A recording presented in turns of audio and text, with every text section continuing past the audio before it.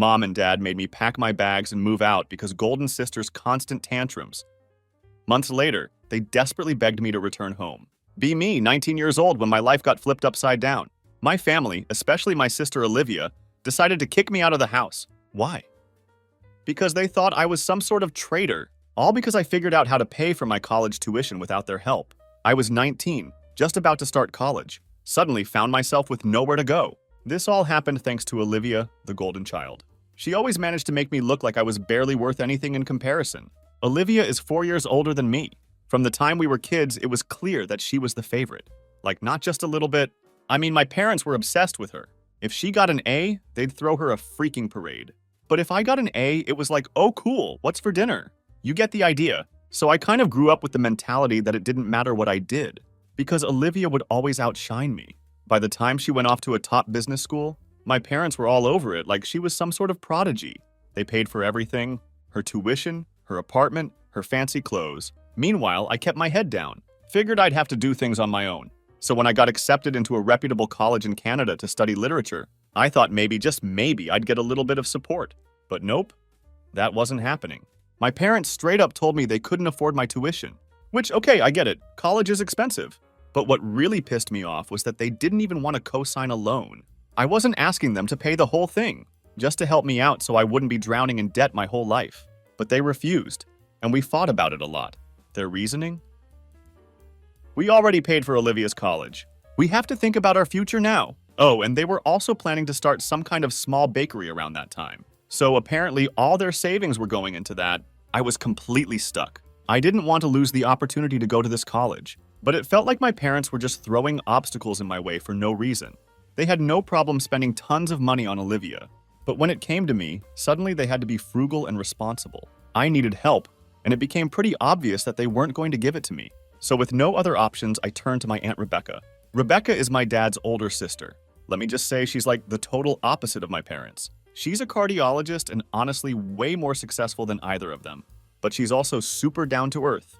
My parents always had this weird tension with her. They'd act all polite at family gatherings, but I could tell they were bitter about how successful she was compared to them. My dad in particular hated feeling like she overshadowed him. I didn't really want to get her involved at first, but I was desperate. I reached out to her one day asking if she'd be willing to help me with the tuition. She didn't even hesitate. She was like, "Of course I'll help. Why didn't you come to me sooner?" But I was terrified that my dad would find out. If he knew I had gone behind his back to ask for money from his sister, he'd lose his mind. So I begged Rebecca to keep it a secret. Things were fine for a while after that. I figured I was in the clear. My tuition was covered and I was getting ready to leave for school. That's when Olivia decided to ruin everything.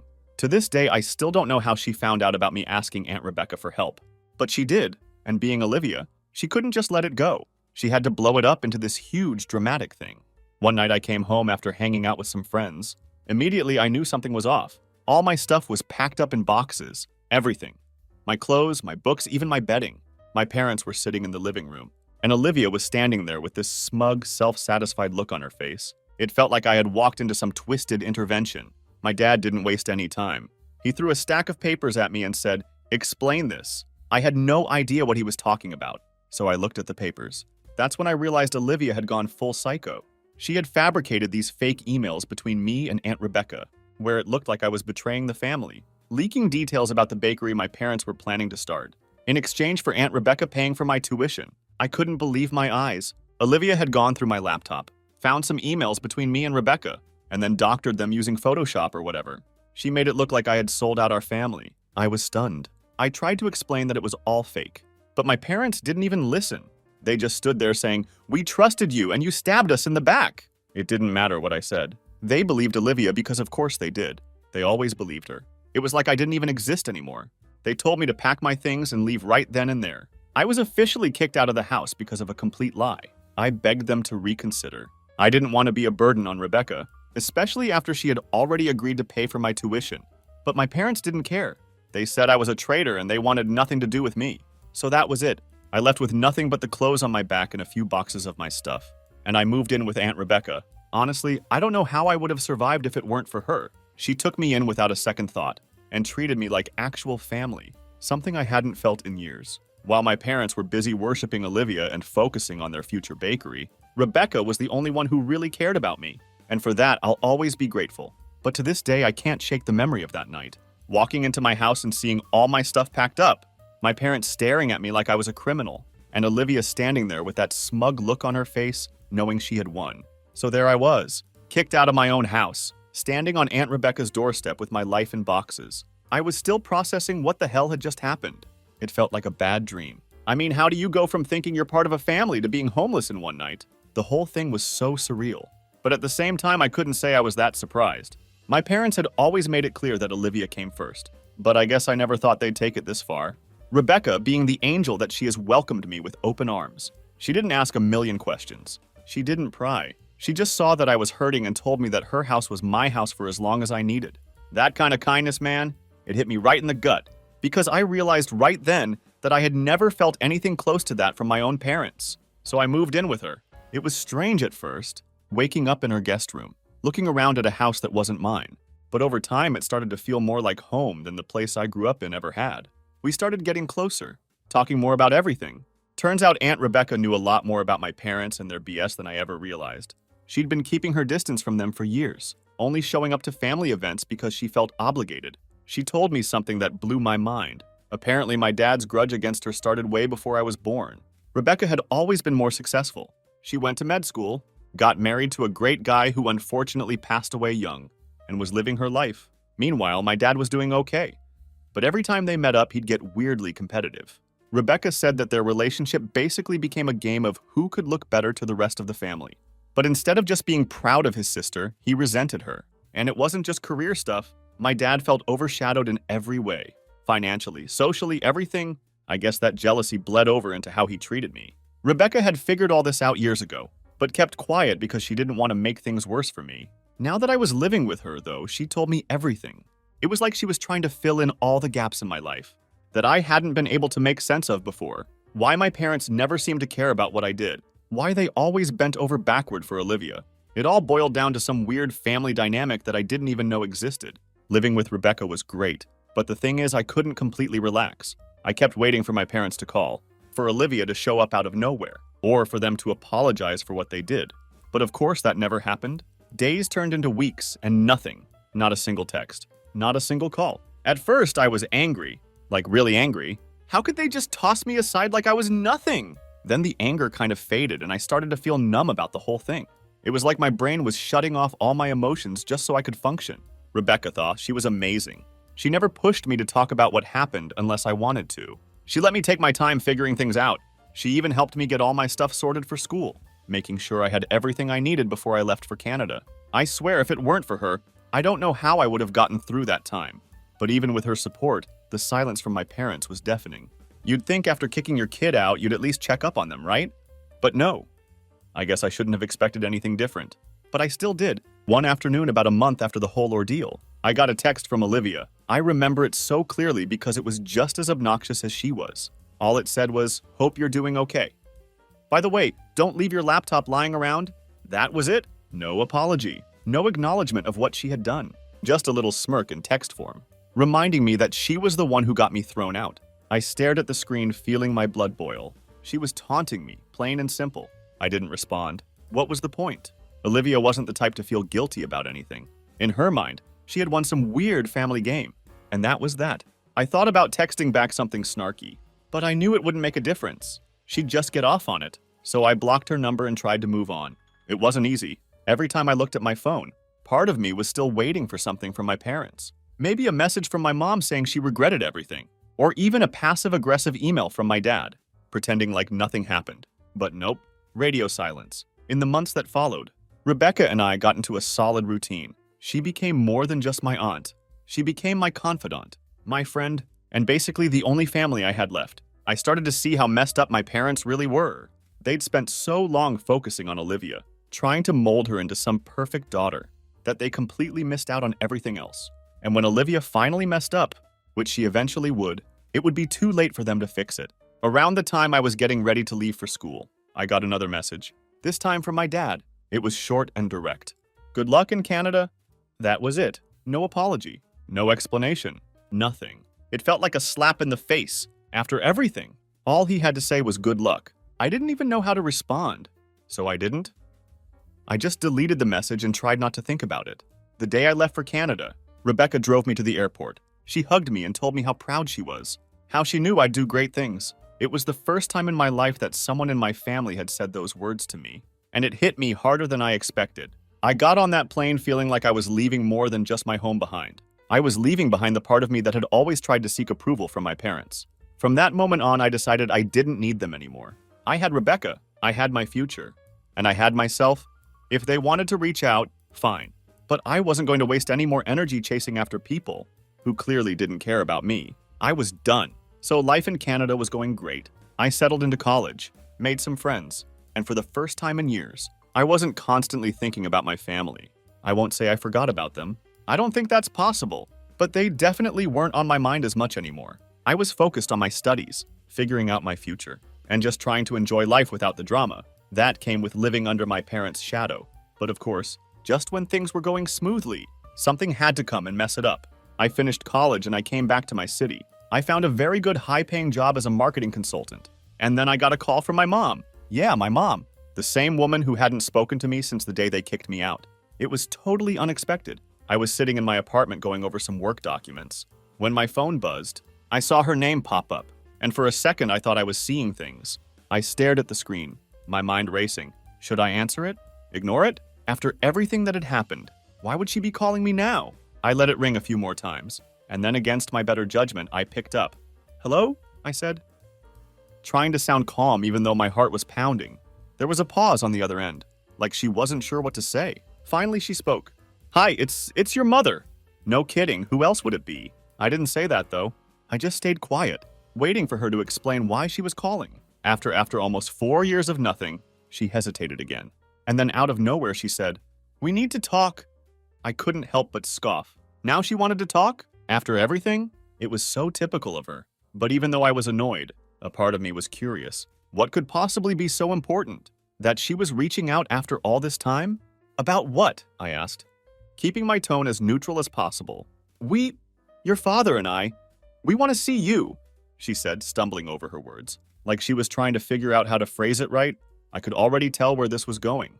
They didn't actually want to see me because they missed me, or felt bad for kicking me out.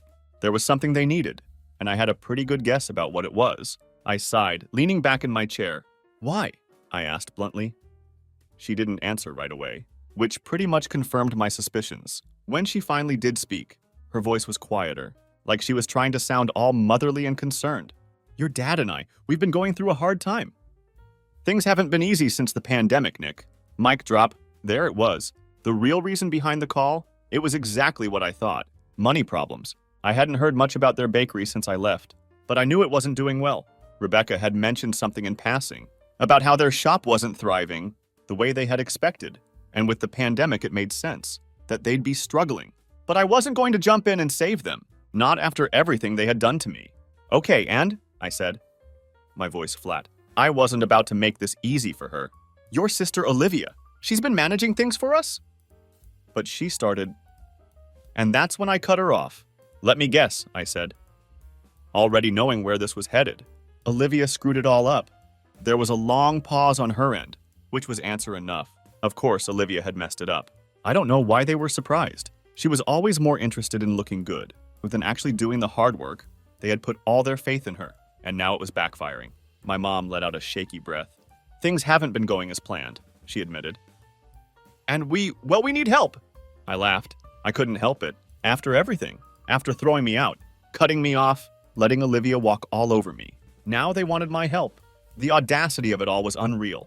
Unbelievable, I muttered under my breath. What's so funny?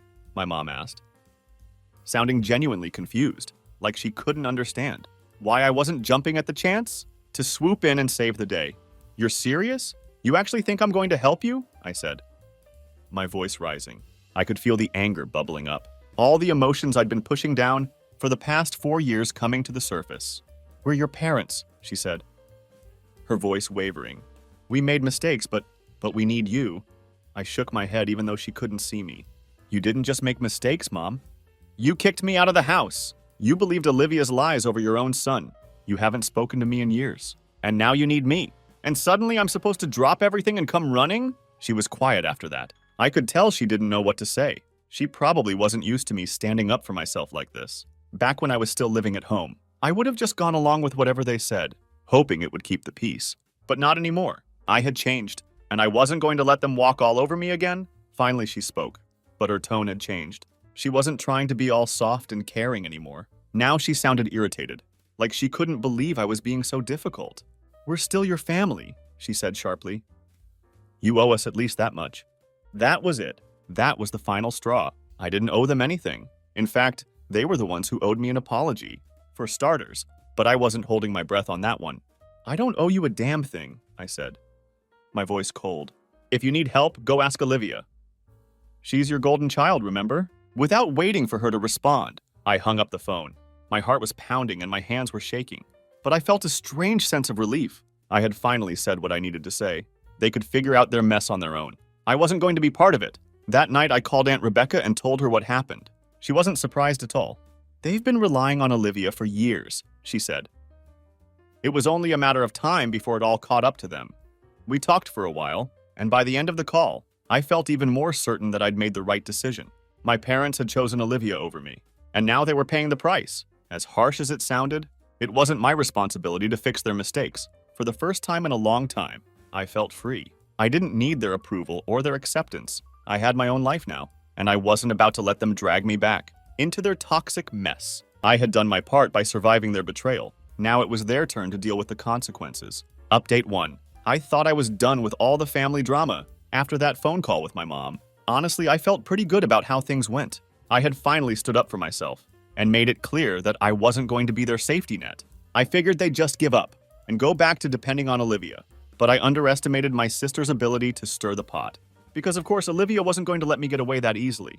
It was about 2 weeks after the call with my mom, when something weird happened. I was having a pretty normal Saturday afternoon, just cleaning up around my place, when I heard a knock on the door. Now, I don't really get visitors. I live alone, and most of my friends know to text before they come over. So I was a little confused. I peeked through the peephole, and guess who was standing outside? Yep, Olivia. For a second, I thought maybe I was seeing things. Like, what was she doing here? She hadn't spoken to me in years, except for that one stupid text about my laptop. And now she was just showing up at my door. Like everything was fine. My gut reaction was to just ignore her. But I knew Olivia well enough to know that she wouldn't leave until she got what she wanted. I opened the door, and before I could even say anything, she smiled like we were best friends or something. "Hey," she said, all bubbly and fake. "It's been a while." I just stared at her for a second, completely caught off guard. Yeah, it has." "What are you doing here, Olivia?" She looked at me with this overly sweet expression, like she thought she could charm her way into my good graces. "I wanted to talk," she said, tilting her head slightly.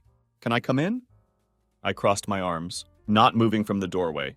"About what?" I asked, keeping my voice as neutral as possible. Her smile faltered for a second, but she recovered quickly. "Come on, can we just talk inside?" "It's important." I should have said no. I should have just told her to leave right then and there. But my curiosity got the better of me. I stepped aside and let her in, though I didn't bother making her feel welcome. I didn't offer her a seat, and I didn't ask if she wanted anything to drink. She was lucky I was even letting her into my space. After everything she'd done, she walked in and looked around, like she was taking in the place. "Nice apartment," she said. Like she was trying to make small talk. I didn't respond. I wasn't here for pleasantries. "Okay, Olivia," I said, getting straight to the point. "What do you want?" She sighed dramatically, like she was already exhausted from whatever game she was playing. "Mom told me about your conversation," she said, folding her arms. "She's pretty upset, you know." I raised an eyebrow. "Upset?" "She kicked me out of the house, Olivia."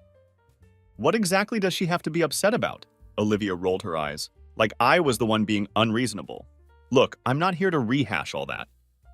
We both know you've always been difficult." I almost laughed at how casually she said that. "Difficult?" I repeated. "Are you serious right now?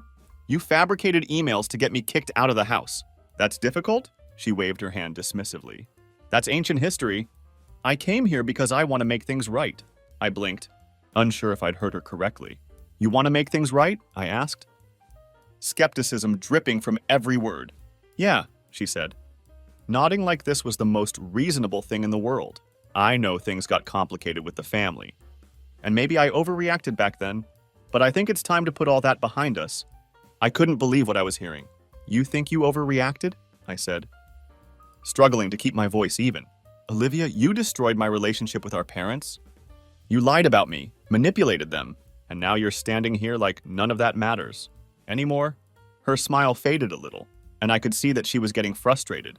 I didn't come here to argue, okay? I came because I need your help. Ah, there it was. The real reason she was standing in my apartment. Of course, Olivia wasn't here to apologize or to make amends. She needed something from me. I felt my jaw clench as I stared at her, waiting for her to continue. I've been trying to keep the bakery going, she said finally, dropping the fake sweetness. But it's been really hard. The pandemic hit us pretty badly, and I'm doing everything I can. But it's not enough. Mom and Dad don't want to admit it. But we're on the verge of losing everything. I crossed my arms, not feeling an ounce of sympathy.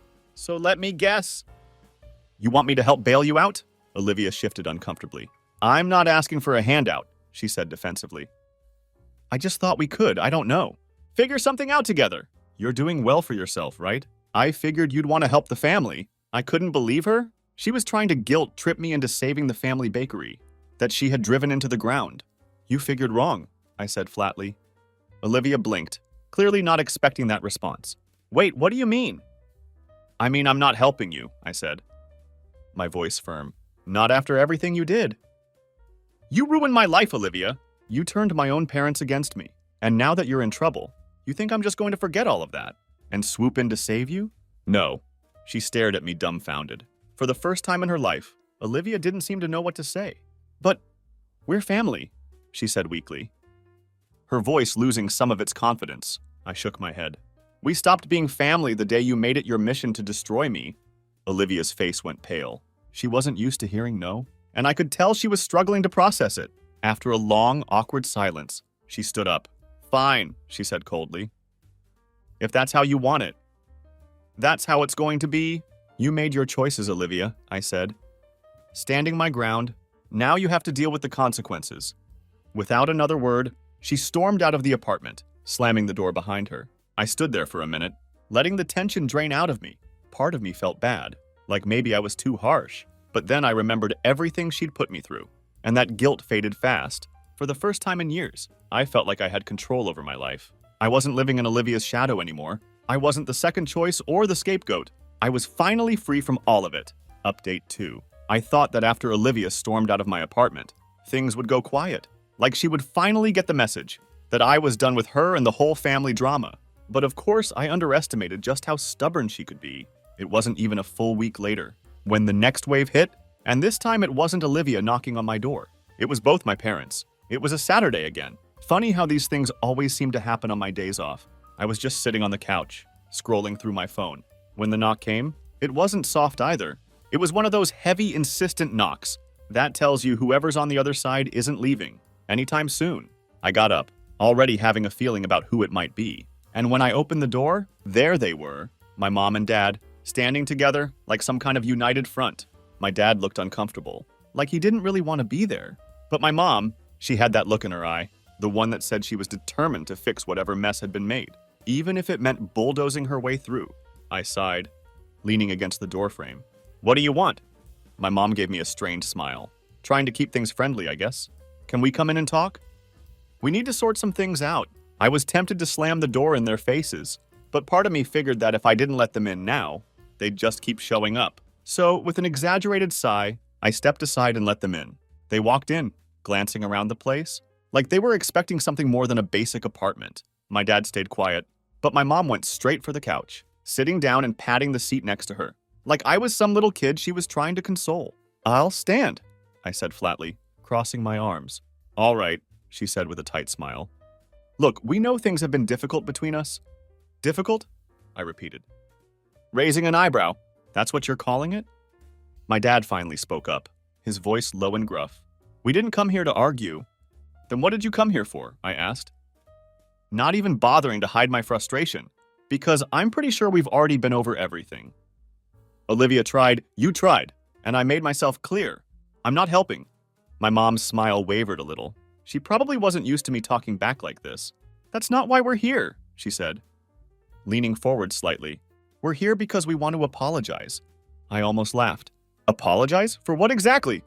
Kicking me out? Believing Olivia's lies? Or was it that you didn't even bother checking in on me for 4 years? My mom's face tightened, and my dad shifted uncomfortably, looking like he wanted to be anywhere but here. It was clear they weren't expecting me to throw it back in their faces like that. We know we made mistakes, my mom said, her voice quieter now. But we're family.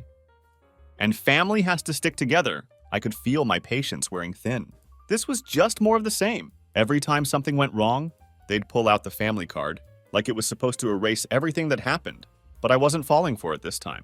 You guys are only here because you need something from me, I said bluntly. If things hadn't gone south with the bakery, I wouldn't even be hearing from you. Let's not pretend this is about family. There was a moment of silence, and then my dad finally spoke up. His voice rough but more honest than anything. I'd heard from him in years. You're right. That caught me off guard. I blinked, staring at him. What? You're right, he repeated, sighing heavily. We screwed up. We believed Olivia. We pushed you out, and we didn't even think twice about it. And now, well, now things are falling apart. And we're desperate. I didn't know what to say. I wasn't expecting him to actually admit it. My mom, on the other hand, looked like she was trying not to lose her cool. Clearly, she hadn't planned for him to just lay it all out like that. I appreciate the honesty, I said after a long pause. But that doesn't change anything. My mom cut in then, her voice sharper. It doesn't change the fact that we need you, and you owe us. After everything we've done for you, and there it was again. That sense of entitlement. They really believed I owed them something. Just because they were my parents. Like all the years of neglect and favoritism didn't matter. And now that they were in trouble, I was supposed to bail them out. I don't owe you anything, I said. My voice cold. Not after the way you treated me. You made your choice when you believed Olivia over me. When you threw me out and didn't even check if I was okay. Now you want me to save you? That's not how this works. My dad didn't say anything. He just sat there staring at the floor, like he was ashamed. But my mom, she wasn't done yet. We are your parents, she said, her voice rising. We raised you. We took care of you. And now you're just going to abandon us? I shook my head, almost feeling sorry for her at this point. You didn't take care of me. Aunt Rebecca did. You chose Olivia, and now you're stuck with her. That's on you. My mom looked like she was about to explode, but my dad put a hand on her arm, stopping her from saying whatever was about to come out of her mouth. He stood up, looking me in the eye for the first time since they walked in. We understand, he said, his voice steady. We're not going to push you anymore. We just needed to try. For a second, I almost felt bad for him.